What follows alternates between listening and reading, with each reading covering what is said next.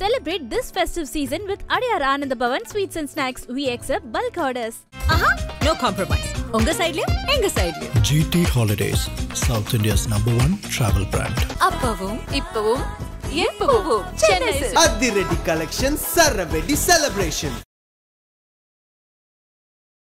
விஜயை ஒரு கோழை, விஜய்க்கு எந்த அறிவும் இல்லை, விஜய்க்கு எந்த அரசியல் புரிதும் இல்லை, அரசியலே தெரியாது, விஜய் ஒரு பயந்தாங்கோலி, பிரச்சனை இருந்தால் ஓடி போயிடுவார் இப்படின்லாம் உருவாக்குறது யாருன்னா முழுக்க முழுக்க புசி ஆனந்த், ஆதவ் அர்ஜுன், ஜான் ஆரோக்கியசாமி, ராஜ்மோகன், அருண்ராஜ். ஏன்னா இவங்க 5 பேர் தான் விஜய்க்கு நெருக்கமாக அட்வைசர்ஸாக இருக்கிறாங்க. அம்மையார் ஜெயலலிதா அவர்கள் முதல்வராக இருந்தால் விஜயை நிச்சயமாக கைது செய்திருப்பார்கள்.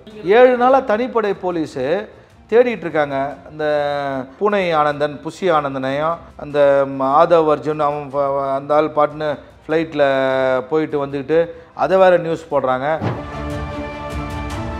அரசியல் அறிவு கொண்ட யாருமே விஜய் கூட இல்லை, அவரை நெருங்கவும் விடமாட்டாரு இந்த பூனைக்குட்டி ஆனந்தன். பூனைக்குட்டி இப்போ வெளியே வந்து விட்டு நீங்கள் ரசிகர் மன்றம் நடத்திட்டு உங்கள் சினிமா ரிலீஸ் பண்ணிட்டு நீங்கள் பாட்டுன்னு நிம்மதியாக இருங்க. உங்களுக்கு தெரியலனா முடியலனா கஷ்டப்படாதீங்க. சும்மா உங்களுக்கு தெரியாத விஷயத்த நான் இருப்பேன் இந்த மாதிரி பேசி இன்னும் பல உயிரில் காவு வாங்காதீங்க.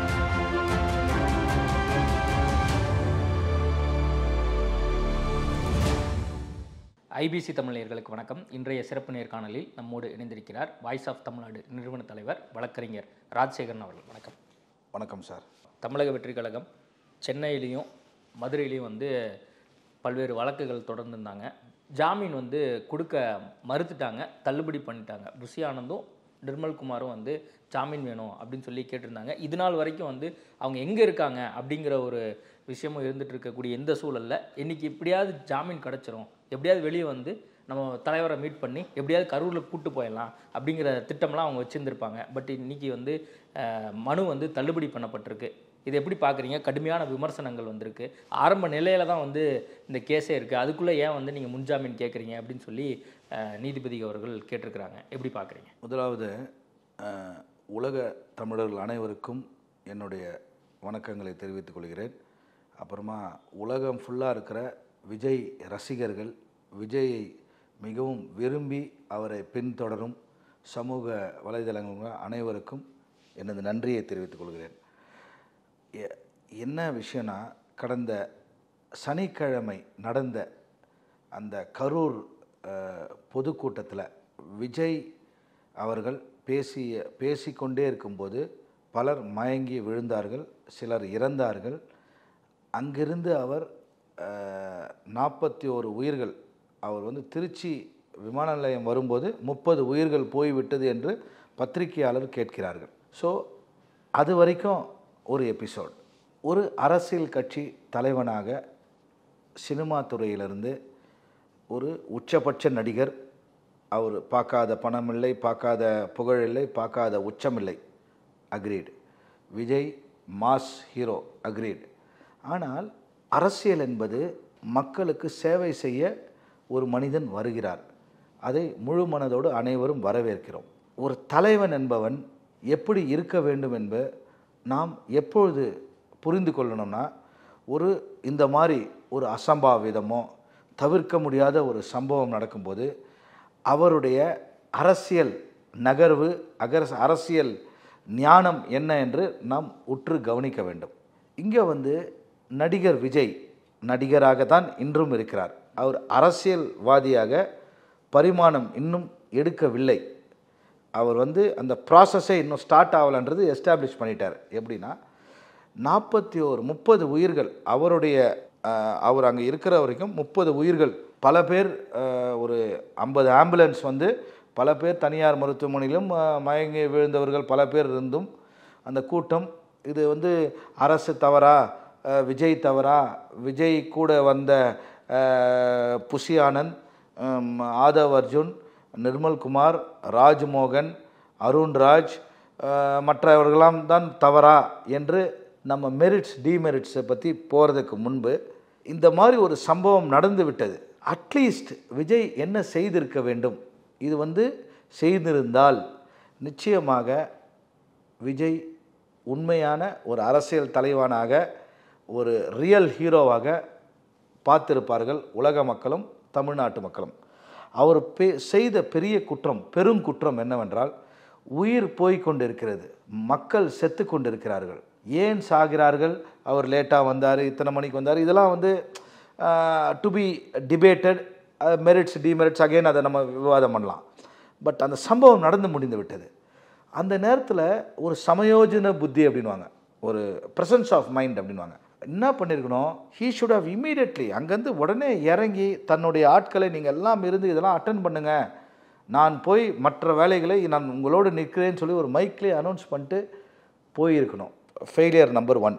ஃபெயிலியர் நம்பர் 2, அவரிடம் தண்ணி கேட்கிறார்கள், எல்லாம் மயங்க விழுகிறாங்கன்னு இப்போ வீடியோஸ்லாம் எமர்ஜ் ஆகிட்டே இருக்குது. மொத்தம் ஒரு 100 ட்ரோன் கேமராக்கள் பறக்கின்றது. தவறுதலாக மற்ற அரசியல் கட்சிகள் தவறுதலாக வழி நடத்தி கொண்டு கத்தி எடுத்து வெட்டினாங்க. கத்தி எடுத்து ஒருவரை வெட்டினால் அந்த காயம்பட்டவர் கண்டிப்பாக ஏதோ ஒரு மருத்துவமனையில் அட்மிட் ஆகிருக்கணும். இவர்கள் 1000 பேர் வந்து, அதாவது பொய்யும் புரட்டும் சொல்லி ஒரு பயங்கரமான ஒரு ட்ராஜடி, ஒரு அசம்பாவிதம், மாபெரும் அசம்பாவிதத்திலிருந்து விஜயை தப்பிக்க வேண்டும் என்று ஒரு கூட்டம் முயற்சி செய்யும் அந்த சமயத்தில் விஜய் போய் இந்த ட்ராப்பில் மாட்டிக்கிட்டார். விஜய்க்கு ஸ்ட்ராட்டஜிஸ்ட் ஜான் ஆரோக்கியசாமி, விஜய்க்கு அரசியல் குரு ஆர் அரசியல் பிஏ ஆர் அரசியல் ஒரு ஃபேஸ் வந்து புசி ஆனந்த், விஜய்க்கு தேர்தல் மேலாண்மை பொதுச் செயலாளர் ஆதவ் அர்ஜுன். இவருடைய பேக்ரவுண்ட்லாம் நீங்கள் வந்து டீகோட் பண்ணோம். அவரில் நீங்கள் பண்ணிங்கன்னா யாருக்கும் எந்த விதமான அரசியல் பேக்ரவுண்ட் கிடையாது, அரசியல் பற்றி புரிதல் கிடையாது, மக்களின் மனநிலையை தெரிந்து கொள்வதற்கு உண்டான அறிவு கிடையாது, எந்த விதமான நெளிவு சுழிவுகளும் அரசியல் நடப்பதை யாருக்குமே அனுபவம் கிடையாது. இதுதான் ரீசன் ஃபார் விஜயோட செட்பேக் ஆர் விஜயோட வீழ்ச்சிக்கு. இன்றைக்கு விஜய் அதல பாதாளத்து விழுந்து விட்டார். அரசியல்வாதியாக, நடிகராக அது ரசிகர்கள் இருக்கிறார்கள். ரசிகர்களை கட்டுப்படுத்துவதற்கு, ஒழுக்கமாக அவர்களை வழி நடத்துவதற்கு அங்கே செகண்ட் லெவலில் ஒரு அரசியல் ஞானம் கொண்ட, அறிவு கொண்ட, திறமை உள்ள யாருமே இல்லை. நான் கமலஹாசன் கட்சியை ஆரம்பிப்பதற்கு முன்பு 1 வருடம் கமலஹாசனோடு அட்வைசராக பயணித்தவன். நான் தான் அனைவரையும் அந்த ஒருங்கிணைத்தேன். இப்போ இருக்கிற அதாவது முதல் 11 உயர்மட்ட குழு போட்டாங்க. அந்த 11 பேரில் 8 பேர் எனக்கு தெரிந்தவர்கள். எல்லாரையும் கொண்டு வந்து கட்சியாக அது பரிமாணம் எடுக்கிறதுக்கு கமலஹாசன் வாட்டவர், எனக்கும் கமலஹாசனுக்கும் பலவிதமான டிஃப்ரென்ஸ் ஆஃப் ஒப்பீனியன். பல ஊடகத்தில், உங்கள் ஊடகத்துலையும் கமலஹாசனை பயங்கரமாக விமர்சனம் பண்ணியிருக்கேன். கீப்பிங் தட் அசைட், அதை ஒதுக்கி வைத்து கமலஹாசனுக்கு இருக்கிற அறிவும் ஞானமும் விஜய்க்கு இல்லை. ஏன்னா இப்போ நான் வந்து ஒரு 30 ஆண்டு காலாக அரசியல்வாதியாக பயணித்தவன். என்னை போல பலர் இருக்கிறார்கள்.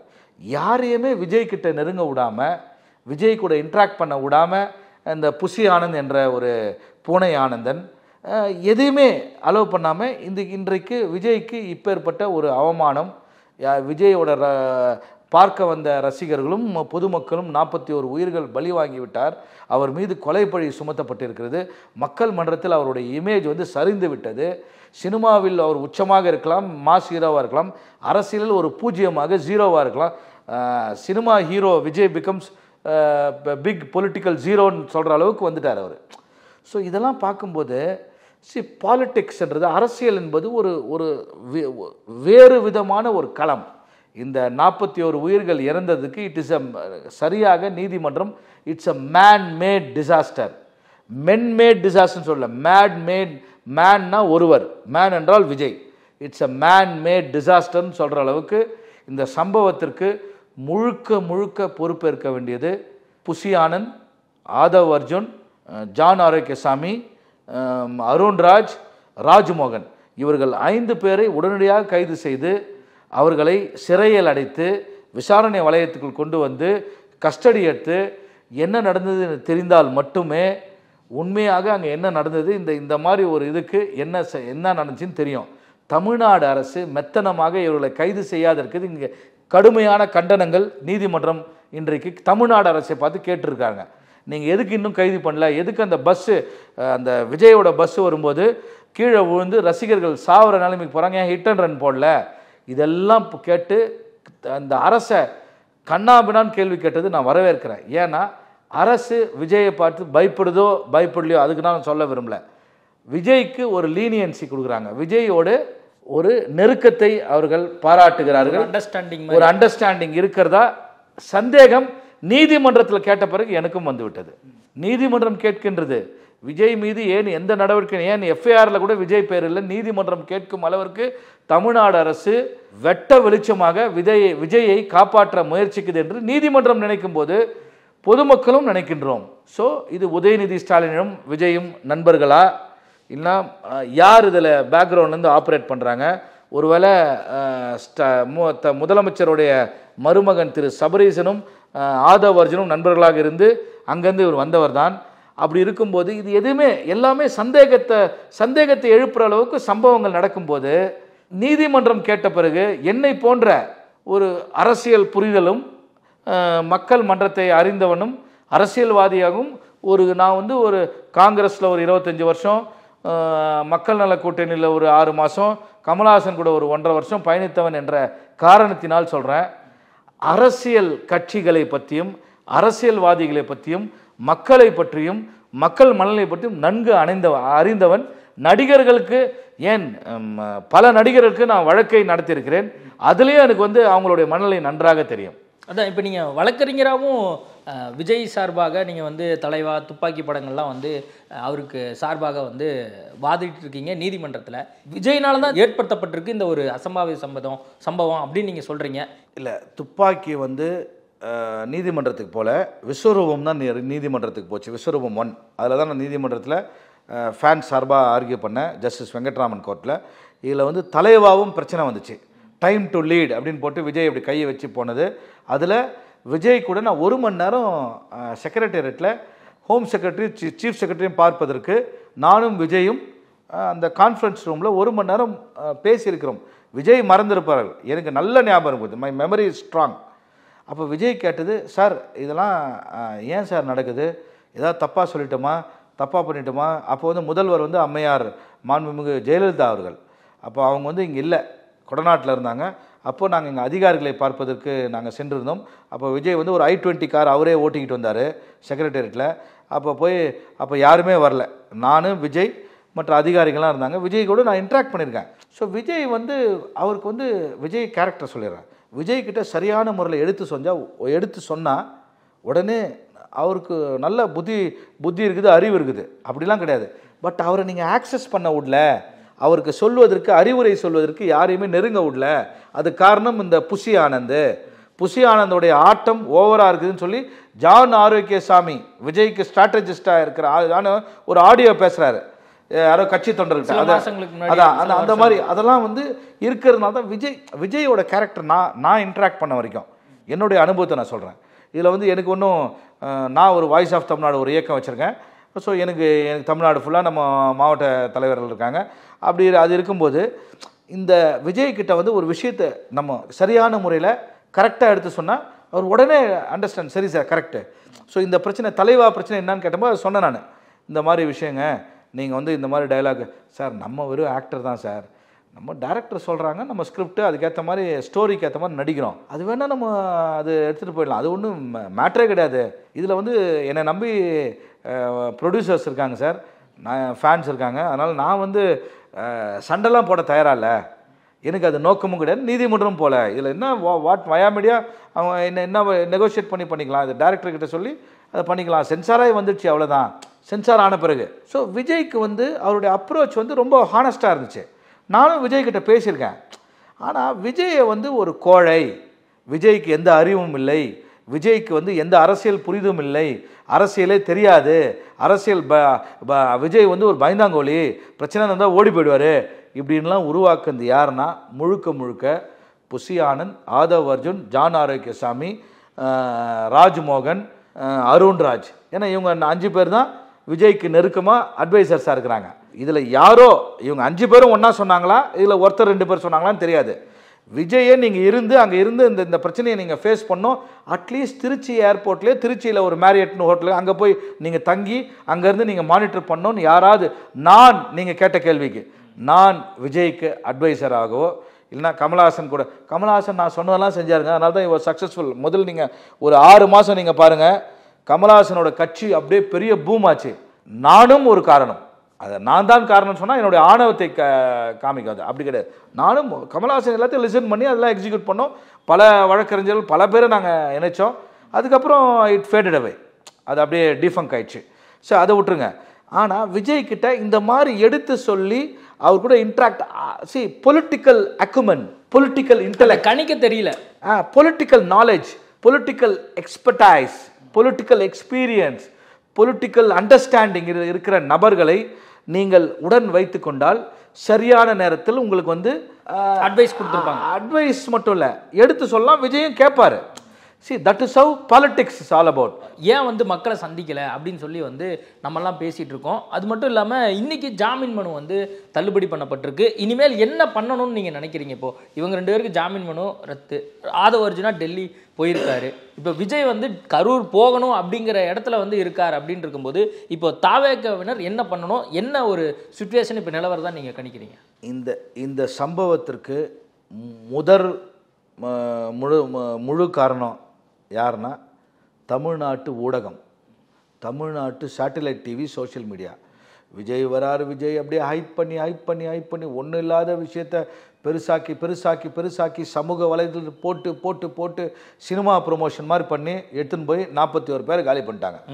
இந்த கூட்டத்தை ஹைப் பண்ணி ரசிகர்களை பண்ணி இந்த ஊடகம், நான் ஊடக தர்மத்தையும் சொல்கிறேன், ஊடகம் தர்மம் தவறி அதர்மமாக எல்லா ஊடகமும் நடந்தது. ஏன்னா விஜய்க்கு சமூக ஊடகத்திலும் யூடியூப் சேனல்ஸ் ஃபாலோவர்ஸுக்கு லைக்கு, ஷேரு, அந்த ஃபாலோயிங்கு, எத்தனை வியூஸ்க்காக விஜயை பற்றி பேசி அவங்க ரசிகர்களை பார்க்க வச்சு உலகம் ஃபுல்லாக இருக்க ஆட்களை விஜய்ன்னு சொல்லி அதை ஹைப் பண்ணி அது விஜய்க்கு போய் குழப்பமாகி மொத்தத்தையும் போட்டு குட்டிச்சவராக்கி விஜயே அடிச்சு காலி பண்ணிட்டாங்க. சமூக வலைதளங்களும் யூடியூப் சேனல்ஸும் மெயின் ஸ்ட்ரீம் டிவியும் சேட்டலைட் டிவியும் விஜய் அங்கே போகிறார், இங்கே உட்கார்றாரு, இங்கே நிற்கிறார், அங்கே உட்கார்றாரு, இங்கே வேனில் ஏறாரு, இறங்குறாரு, காரில் இறங்குறாரு, அங்கே போய் கார் மாறுறாரு. சரி, இதெல்லாம் வந்து ரொம்ப ஒரு ஒரு ஒரு ஒரு கீழ்த்தரமான ஒரு மார்க்கெட்டிங். ஏன்னா வியூஸு, டிஆர்பி ரேட்டிங். ஸோ இதெல்லாம் பார்க்கும்போது ஈக்குவலி ரெஸ்பான்சிபிள் ஊடகம் தர்மம் தவறி நடந்ததுக்கும் இது ஒரு காரணம். ஸோ நம்ம சும்மா விஜய் ரசிகர்கள் மட்டும் நம்ம ப்ளேம் பண்ணிகிட்டு இருக்கோம், நானும் சேர்ந்து தான். ஆனால் இது தீர ஆராய்ஞ்சு பார்க்கும்போது இதெல்லாம் ஏன் அப்படி நடந்துச்சுன்னு பார்க்கும்போது விஜய்க்கும் இந்த மாதிரி ஒரு ஹைப் பண்ண எல்லாருக்குமே வந்து ஒரு தன்னை அறியாமையே ஒரு உணர்ச்சியும் ஒரு வேகமும் அப்படியே ஒரு மெதப்பும் வந்துவிடும். அது விஜய்க்கு வந்து விட்டதாக தான் நானும் பார்க்கிறேன். ஸோ இதெல்லாம் பார்க்கும்போது ரியாலிட்டி, கிரவுண்ட் ரியாலிட்டி, அவரை வந்து தரையில் நிற்கவே விடல, அப்படியே மேலேயே பறக்க வச்சுக்கிட்டு இருந்தீங்க சமூக ஊடகமும் யூடியூப் சேனல்ஸும். இந்த வியூஸு எல்லாத்துக்கும் நீங்கள் நல்லா கவனிங்க. ஒரு சில யூடியூப் சேனல்ஸ், 1-2 டிவி சேனல்ஸ் மட்டும்தான் அவ்வளோ இம்பார்ட்டன்ஸ் கொடுக்காம நியூஸ் வேல்யூவாக போட்டாங்க. மற்றவங்க எல்லாம் 24 மணி நேரம் விஜய்ன்னு போட்டு மாநாடு விஜய். இந்த ராஜ்மோகன் ஒரு ஆள், அவனுக்கு எந்த அரசியலையும் தெரியாது, அவனுக்கு சினிமாவும் யாருன்னே தெரியாது எனக்கு. அவன் பேசுகிற பேச்செலாம் பார்க்கும்போது நம்மளுக்கே பிபி வருது, கோவம் வருது. விஜயோட இந்த ஸ்போக்ஸ் பர்சன் வந்து பேசுகிறவன் எவனாவது ஒரு அறிவுபூர்வமாக ஒரு ஏற்றுக்கொள்ள முடிய ஒரு வாதமாக இருக்குதா?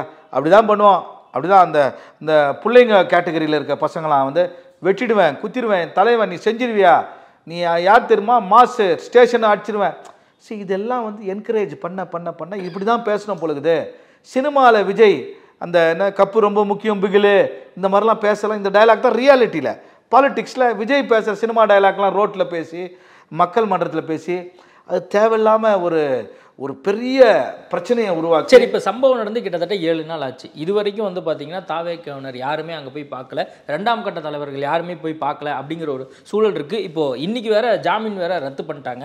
இப்போ அவரை கைது பண்ணுறதுக்கான சூழல் எதுவும் இருக்கிறதா, சட்ட ரீதியாக எதுவும் நான் வந்து தெரியுதா? விஜயை வந்து இந்த தமிழ்நாடு அரசு தைரியமாக கைது, இதே அம்மையார் ஜெயலலிதா அவர்கள் முதல்வராக இருந்தால் விஜயை நிச்சயமாக கைது செய்திருப்பார்கள். ஆனால் திமுக அரசு மீது எனக்கு நம்பிக்கை இல்லை. ஏன்னா நீதிமன்றமும் அதை சொல்லிவிட்டதனால் திமுக அரசு மீது எனக்கு நம்பிக்கை இல்லை. இப்போ இவர் மீது இப்போ எதுவும் கைது நடவடிக்கை எதுவும் எடுக்கிறதுக்கான வாய்ப்புகள் இருக்கா? இப்போ ஜாமீன் கேட்டு முன்ஜாமீன் கேட்டு இவங்க வந்து மனு போட்டிருந்தாங்களே, இப்போ வந்து தள்ளுபடி பண்ணியிருக்காங்க. இப்போ வந்து அவர் மீது எதுவும் வந்து கைது நடவடிக்கை அல்லது அடுத்த கட்டமா 7 நாளா விசாரிக்கிறது அப்படிங்கிறது 7 நாளா தனிப்படை போலீஸு தேடிட்டு இருக்காங்க. அந்த பூனை ஆனந்தன், புஷி ஆனந்தனையும் அந்த ஆதவ் அர்ஜுன் அவன் அந்த ஆள் பாட்டுன்னு ஃப்ளைட்டில் போயிட்டு வந்துக்கிட்டு அதை வேறு நியூஸ் போடுறாங்க, வீட்டு வாசலில் வைக்கிறாங்க. இதெல்லாம் வந்து பார்க்கும்போது இந்த அரசு வந்து ரொம்ப மெத்தனமாக நடந்து கொண்டு இருக்கிறது. இதே ஒரு ஆல்ரெடி மதியழகன் அப்படின்னு சொல்லி மாவட்ட செயலாளர் கைது பண்ணிதான் சார். இன்னைக்கு முன்ஜாமீன் கோரும்போது நிர்மல்குமாரும் புஷி ஆனந்தும் வழக்கறிஞர் சொல்கிறாரு நீதிமன்றத்தில், யார் ஏற்பாடு பண்ண நாங்கள் கிடையாது, எல்லாம் மதியழகன் தான் பண்ணார், எங்களுக்கு ஒன்றுமே தெரியாதுன்னு சொல்லி அவரை காட்டி கொடுத்துட்டு இவங்க தப்பிச்சிக்கணும்னு பார்த்தாங்க. அப்போவும் நீதிமன்றம் உஷாராகி இவங்களுக்கு டிஸ்மிஸ் பண்ணிட்டாங்க, இவங்களுடைய முன்ஜாமீன் மனுவை தள்ளுபடி செய்துட்டாங்க. ஸோ இவங்க பிரச்சனைன்னு வந்த உடனே கீழே இருக்க தொண்டனை காட்டி கொடுக்குறாங்க. இவங்கெல்லாம் எப்படி தலைவனாக முடியும்? உண்மையிலே சொல்கிறேன், நான் விஜய் கூட ஏதோ ஒரு கூட நான் வந்து இருந்திருந்தால் முதல்ல நான் சரண்டர் ஆகிருப்பேன். போலீஸ் நாமக்கல் போலீஸில் போய், கரூர் போலீஸில் போய், ஸ்டேஷனில் போய், சார் எங்கள் தலைவர் சென்னை போயிட்டார், நான் தான் இதுக்கு பொறுப்பு, நான் தான் தேர்தல் பொறுப்பாளர், இல்லைனா நான் எனக்கு வாட் எவர் இட் இஸ், இப்போ கமலஹாசன் கட்சியில் சம்பவம் நான் தாங்க தலைமை செயற்குழு உறுப்பினர், நான் என்னை நீங்கள் கைது பண்ணுங்கன்னு சொல்லி நான் சரண்டர் ஆகிருப்பேன். அதுதான் முறை, அதுதான் அழகு, அதுதான் அரசியல்.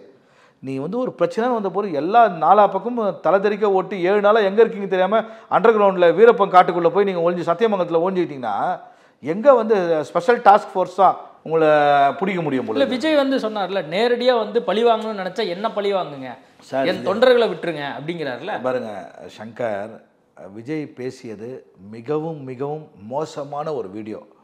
உண்மையிலே சொல்கிறேன், விஜயை நன்கு அறிந்தவன், அந்த 1 மணி நேரம் இன்ட்ராக்ஷனுக்காக சொல்கிறேன். அந்த 1 மணி நேரம் விஜய்க்கு அப்படிலாம் பேசலாம் தெரியாது. அதுவும் யாரோ ஸ்கிரிப்ட் எழுதி கொடுத்து தப்பான வழியில் விஜயை வழி நடத்துகிறாங்க. விஜய் ஃபர்ஸ்ட் ஆஃப் ஆல் 41 உயிர்கள் போனதற்கு நான் பொறுப்பேற்றுக்கொள்கிறேன்.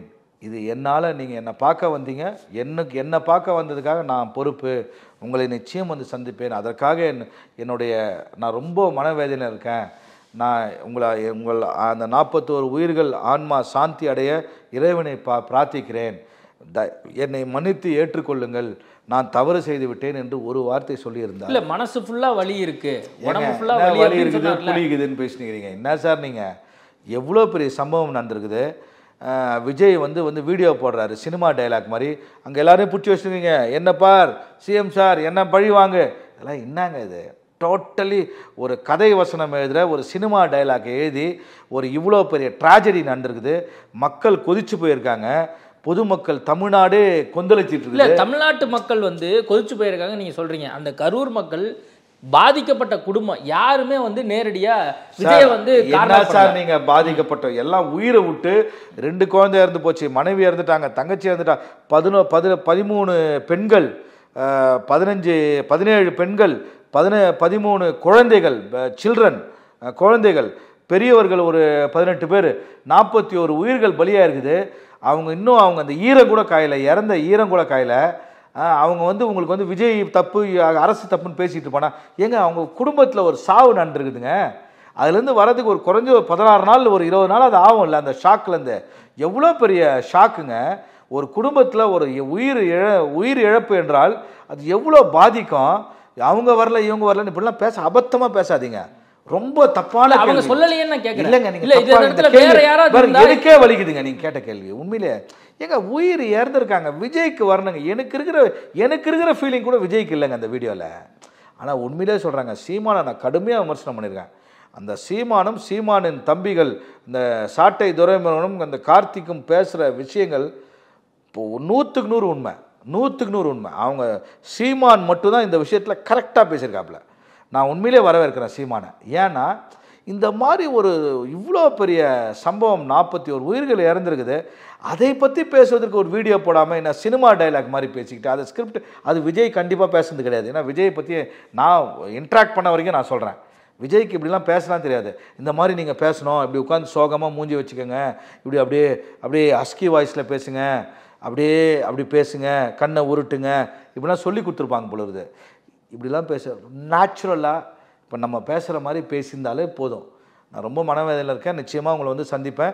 நீங்கள் யாரும் எப்படி அங்கே போய் மேடையில் வந்து நான் சிஎம் சார் அப்படியா பேசுவீங்க? ஒரு துக்கம் நடந்திருக்குது.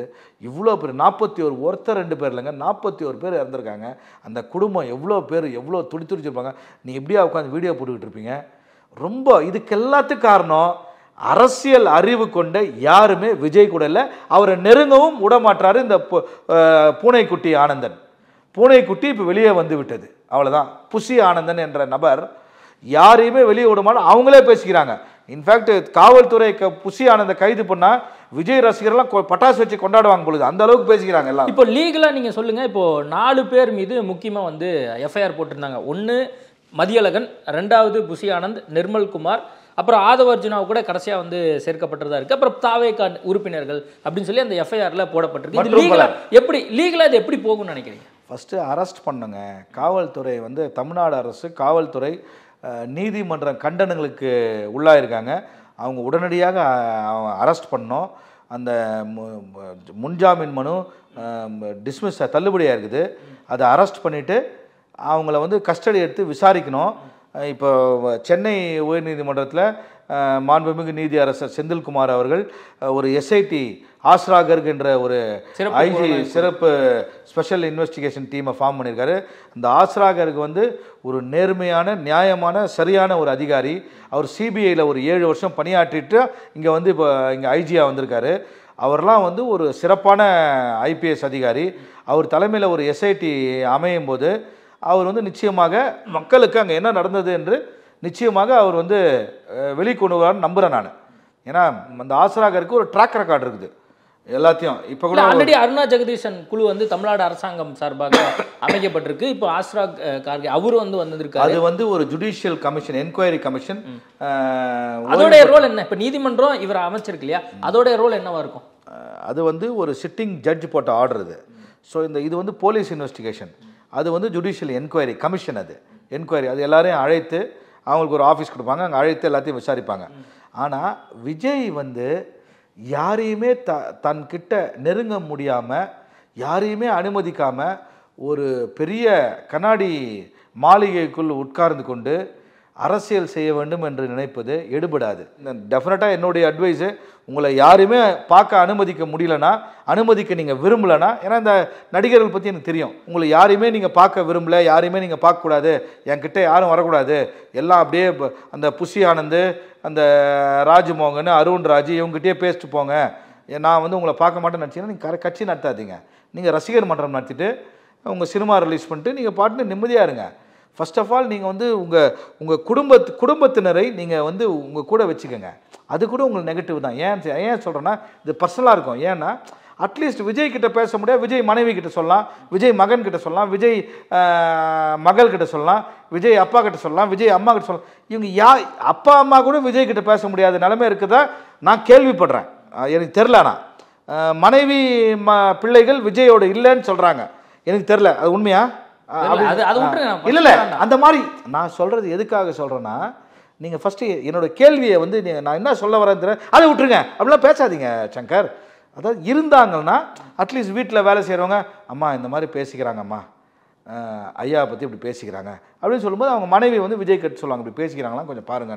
ஸோ அந்த ஆக்சசபிலிட்டி கிடைக்கும், தகவல் போய் விஜய் காதுக்கு ரீச் ஆகும். இப்போ வந்து வெறும் அந்த புசி ஆனந்த்ன்ற ஒரு நபர், அவரை மீறி எதுவுமே பண்ண முடியாது. ஜான் ஆரோக்கியசாமியே சொல்கிற ஆடியோ நம்ம கேட்குறோம். ஸோ இப்படி இருக்கும்போது இந்த கட்சி அப்படி டேக் ஆஃப் ஆகும்.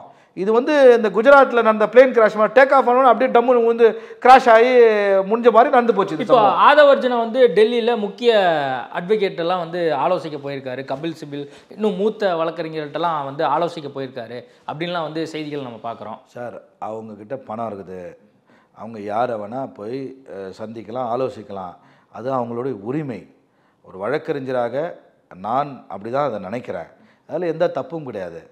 ஆனால் அரசும் காவல்துறையும் நடவடிக்கை ஏன் அவர்கள் மீது எடுக்கவில்லை, ஏன் எஃப்ஐஆர் போடலன்னு கேட்குற அளவுக்கு நீதிமன்றம் கண்டனங்களுக்கு வரைக்கும் வந்திருக்குதுன்னா இதிலேருந்து நீங்கள் புரிஞ்சுக்கலாம் இந்த அரசு வந்து விஜய்க்கு எவ்வளோ சலுகைகளும் எவ்வளோ சாதகமாகவும் செயல்படுகிறது என்று நாம் புரிந்து கொள்ள வேண்டியதுதான். நீதிமன்றம் கண்டனங்களுக்கு உள்ளாயிருக்காங்க இந்த அரசு. ஸோ விஜயும் இந்த அரசும் நெருக்கமாக இருக்கிறார். விஜயும் பாஜக அரசும் நெருக்கமாக. விஜய்க்கு வந்து மொத்தமாக முட்டு கொடுக்குறது பாஜக தான். திமுக அரசு முட்டு கொடுக்கல, ஆனால் கைது எஃப்ஐஆர் போடாமல் இருக்காங்க.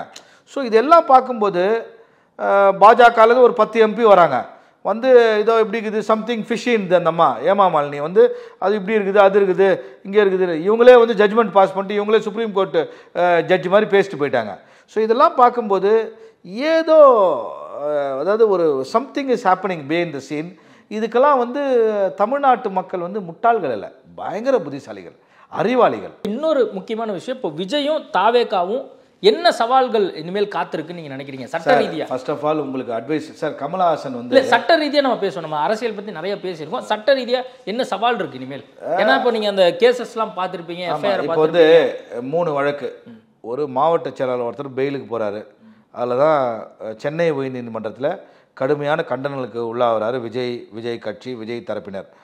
இந்த பக்கம் ஹிட் அண்ட் ரன் கேஸ் போடுங்க, எஸ்ஐடி ஃபார்ம் பண்ணிட்டாரு அந்த கேஸில். இந்த பக்கம் மதுரையில் டிவிஷன் பெஞ்சுக்கு போகிறாங்க, ஜஸ்டிஸ் தண்டபாணி, ஜஸ்டிஸ் ஜோதிராம். அவங்கக்கிட்ட பல பொதுநல வழக்கு தாக்கல் பண்ணுறாங்க. அதெல்லாம் அவங்க வந்து அவங்க ஹியர் பண்ணிட்டு அது 1 by 1 ஹியர் பண்ணுறோன்னு சொல்லிட்டு அது தள்ளி வச்சிட்டாங்க. அப்புறம் பெயில் வருது, ஆன்டிசிபேட்டரி பெயில், முன்ஜாமீன் மனு ஜோதிராம் சிங்கிள் ஜட்ஜிக்கிட்ட வருது. அவர் என்ன பண்ணுறாரு, அதை ஹியர் பண்ணி அவர் வந்து அரசு தரப்புலேருந்து என்ன சொல்கிறாங்கன்னா, இவர் எக்ஸ்எம்எல்ஏனால் இவர் வந்து எம்பி எம்எல்ஏ கோர்ட்டில் தான் விசாரிக்கணும்னு சொல்கிறாங்க. இல்லை ஜட்ஜி நான் சொல்கிறாரு, இது வந்து வெக்கேஷன் கோர்ட்டு, நானே விசாரிக்க எனக்கு இது இருக்குது, பவர்ஸ் இருக்குதுன்னு சொல்லி விசாரித்து அவங்க வந்து இது சீரியஸ் மேட்டர், 41 உயிர்கள், இது கொடுக்க முடியாதுன்னு சொல்லி ஆர்டர் வந்தால் தான் தெரியும், இன்னும் ஆர்டர் போட்டு அந்த அவங்களுடைய முன்ஜாமீன் மனு தள்ளுபடி பண்ணிட்டாங்க. தள்ளுபடி பண்ணது இல்லாமல் விஜய் தரப்பில் வாதம் என்னன்னா, இந்த கூட்டம் ஏற்பாடு பண்ணது மதியழகனும் அங்கே மாவட்ட செயலர் அவங்க தான், எங்களுக்கு ஒன்றுமே தெரியாதுன்னு சொல்லி புஷி ஆனந்தும் நிர்மல்குமார் தப்பிச்சிக்க பார்த்தாங்க, அவங்க தொண்டர்கள் மேல் பழி போட்டு. நீதிமன்றம் அதையும் மீறி டிஸ்மிஸ் பண்ணிட்டாங்க. ஸோ பிரச்சனைன்னு வந்தால் உடனே காட்டி கொடுத்துட்டு ஓடி போயிடணும்னு நினைக்கிற ஒரு மனநிலையில் தான் இந்த புஷி ஆனந்த், நிர்மல்குமார், ஆதவ் அர்ஜுன், ராஜ்மோகன், அருண்ராஜ், இவங்கெல்லாம். அருண்ராஜ்லாம் வந்து யாருன்னா, அவர் வந்து ஐஆர்எஸ் ஆஃபீஸர், குஜராத்தில் வந்து இடி ஆஃபீஸராக இருந்தார். அவர் தான் வந்து விஜயை ரைடு பண்ணுறாரு, இடி ரைடு மறுத்துட்டாரு. அவர் தாங்க பண்ணுறாரு. இல்லைங்க, மறுத்துட்டாரு. அவர் இடியில் இருந்தவர், அவர் இடியில் இருந்தவர், அவர் இன்கம் டேக்ஸில் இருந்திருக்காரு. இன்கம் டேக்ஸ் அதான், இன்கம் டேக்ஸ் ஆர் இடி 2 டிஃப்ரெண்ட் டிபார்ட்மெண்ட்ஸ். இன்கம் டேக்ஸ் இருந்தவர் அவர் ரிசைன் பண்ணிட்டு வராரு.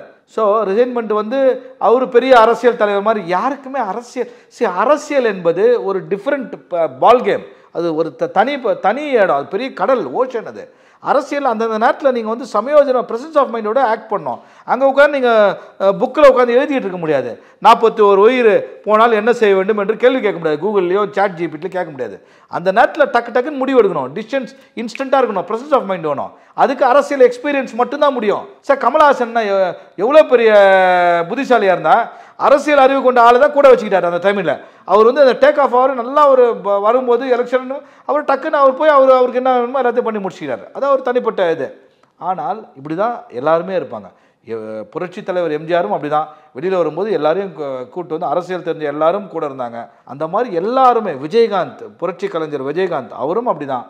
முக்கியமான தலைவர்லாம் கூட வச்சு தான் கட்சி, பன்ருட்டி ராமச்சந்திரன்லாம் கூட வச்சு தான் அவர். ஏன்னா அவங்களாம் எக்ஸ்பீரியன்ஸ், பொலிட்டிக்கல் எக்ஸ்பீரியன்ஸ். நீங்கள் பணம் கொடுத்து வாங்க முடியாது, அவங்களா வந்து கொடுத்தாதான். அப்படி இருக்கும்போது விஜய் கூட யாருமே இல்லையா? இல்லை, பார்ட்டி ரீதியாக வந்து அப்போ ரீகன்ஸ்ட்ரக்ட் பண்ண வேண்டிய இடத்துல சார் ரீகன்ஸ்ட்ரக்ட்லாம் இல்லை சார். நீங்கள் ஃபர்ஸ்ட் ஆஃப் ஆல் வந்து உங்கள் ரசிகர் மன்றங்களே ரசிகர் மன்றமாக வச்சு அரசியல் நடத்த முடியாது சார். அது இந்த 41 உயிர்கள் பலி கொடுத்த பிறகு தான் உங்களுக்கு நீங்கள் புரிஞ்சுக்கணுமா? இது முன்னாடியே தெரியாதா? நான் எவ்வளோ பேசியிருக்கேன், உங்கள் சேனல்லையும் பேசியிருக்கேன், மற்ற சேனல்லையும் பேசியிருக்கேன். அரசியல் அறிவு கொண்ட யாருமே, ஞானம் கொண்ட பொலிட்டிக்கல் இன்டலெக்ட், பொலிட்டிக்கல் அக்குமென் இருக்கிற யாருமே விஜய் கூட இல்லையே. So that is the biggest blunder. அதுதான் ஒரு பெரிய பெருங்குற்றமாக நான் பார்க்குறேன்.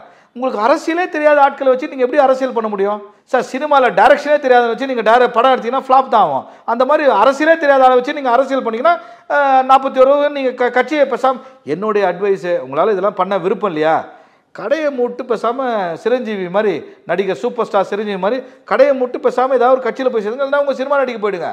உங்களுக்கு தெரியலனா முடியலனா கஷ்டப்படாதீங்க. சும்மா உங்களுக்கு தெரியாத விஷயத்த நான் இருப்பேன் இந்த மாதிரி பேசி இன்னும் பல உயிரில காவு வாங்காதீங்க. என்னுடைய உண்மையிலே சின்சியர் அட்வைஸ் அது. ஓகே, நிறைய விஷயங்கள் குறித்து பேசியிருக்கோம். நேர்காணல் கொடுத்ததுக்கு மிக்க நன்றி. நன்றி.